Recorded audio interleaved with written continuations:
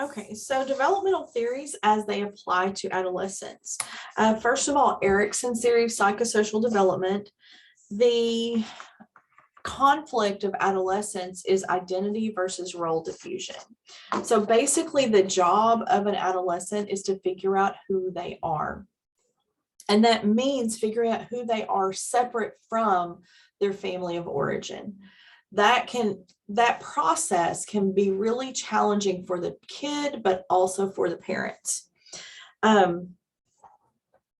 So in the process of figuring out who they are as an individual, adolescents typically go through a stage called the group identity stage. Okay.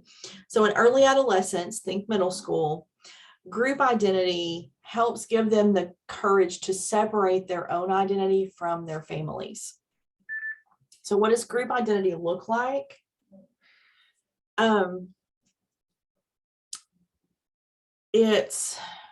The group has a uniform and a culture. The kids identify with their peer group, and there are usually multiple groups at a particular school or in a particular larger group, and they identify with the culture of that group. Those groups may be formed on who their families are, on neighborhoods, or on common interest, on things that they're good at or not so good at, things like that. But it's the child is very invested in fitting into that group. And a lot of times parents and adults don't understand how that can be helping them become an individual, because all their focus is on being like the group. This is the I want to be an individual just like everyone else stage. The alternative to this group identity is that some kids feel alienated and have a hard time fitting in. The group has a uniform and a culture. And if you look at a middle school, if you go and watch a middle school at lunch when they're all outside, you can identify groups. You can identify, oh, those are the band kids. Those are the basketball boys. Those are the cheerleaders, or the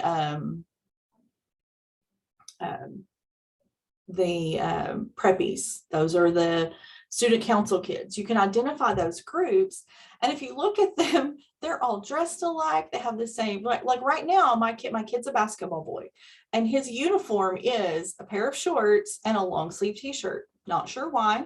Don't know why it's got to be long sleeve. And the only time he wears longer pants is when it's just too cold for shorts. And that's the uniform of his peer group. When I see him in a group of his friends, they're all wearing shorts, long sleeve t-shirt. There are certain brands of shoes that they all want to wear. So if you look at that group culture, it's a way to separate from the family culture. Okay, so there's a uniform. There are expectations within the group. There are roles within the group. Who's the leader of the group? If this kid says, oh, let's go do so-and-so, do the other kids do it? Or does the other kid have to say it? Which child has the ideas? Which child is the conscience trying to say, hey, wait, no, we should not be doing that? Kids have roles within those groups, and there's a culture within that group. So this is the early teen years. Later in adolescence, they begin to be able to separate from that group as a human. Okay, they begin to identify themselves as more than just that group. And they may maintain that same friend group, but they're able to individualize more within the group. Expectations from themselves, from family, from teachers, peers, friends, society, all help them form that individual identity. Labels can influence their identity. In adolescence, a lot of kids are now because the expectation is that they begin to develop some romantic relationships.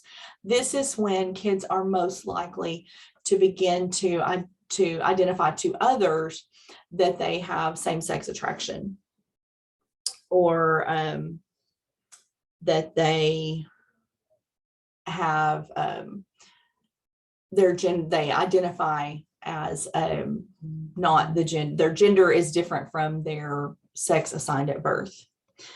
So this is when we see a lot of those things coming out, but frequently those kids actually have been aware that they were different from other kids or from others in society from a younger age. It's just that that part of their lives is such a big part of expectations that it's adolescence when we start to become aware. So that group identity in middle school helps them move toward a more individual identity later on. Cognitive development for adolescents, they move into the formal operational period. They're able to think abstractly. They can mentally manipulate more than 2 categories at a time. They can detect logical or moral inconsistency. That's really important because adolescents are very, very big on consistency, but their morality tends to be very black and white. Either something's right or it's wrong. And if they catch that the adults seem to be inconsistent, they hone in on that very quickly. They become aware that others may think differently. They can accept that other people have different cultural values. The frontal lobe, though, is not completely mature till about age 25. And the frontal lobe is about judgment and decision making. And so even though intellectually they can understand, for example, the risk of drunk driving or speeding, they tend to think those risks apply to other people. They have a really hard time applying those risks to themselves and using judgment. Moral development, they start to internalize moral principles and make decisions based on those rather than rules. They question. It is very normal and common for adolescents to question the values that they've been taught. That stresses parents out a lot. So they question those values, and what they're doing is figuring out, is this my value or is it my family's value? And they have to figure out what things they value for themselves. Adolescents understand duty, obligation, justice, and making amends. They often have a very strong sense of justice and fairness, and they have a very strong sense of morality. The adolescent view of what's right or wrong is frequently different from the adults, but adolescents have a really strong sense of what's right and wrong. Most often, that morality and doing what they perceive to be right or fair or just is very important. They're also very sensitive to perceived hypocrisy. If the adult says cheating is wrong, but they know that the adult is cheating on their taxes, that's hypocrisy, and they have zero tolerance for hypocrisy. Spiritual development, an adolescent may either question the values and the religion of their family, or they may hold on to it even tighter and push that questioning back a little bit longer. They may spend a lot of time thinking about philosophical or spiritual issues and conflicts. Organized religion may become less important, even if their spirituality becomes more important. Higher levels of spirituality and religiosity are associated with less risk-taking behavior. Okay, so that's developmental theories in adolescence, and we're going to talk next about the social development. What does this really look like in kids?